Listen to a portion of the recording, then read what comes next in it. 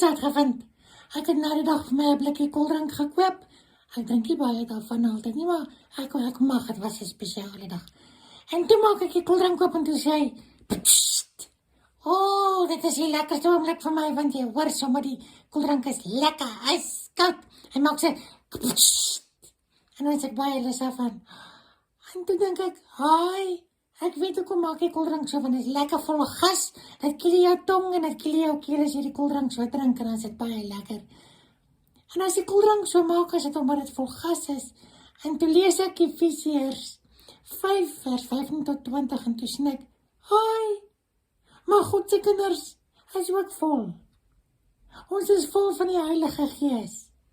En as die gas in die koeldrank is, dan maak hy dat die koeldrank anders klink. Het klink so, pssst. En as ons vol is van die Heilige Gees, dan klink ons ook anderste. Dan praat ons mooier. Ons praat beter met mense. Ons praat nie lelike goed nie. En ons wil sommer sing en mooi goed sê van die Here en hoe wonderlik die Here is. So waarvan is jy vol?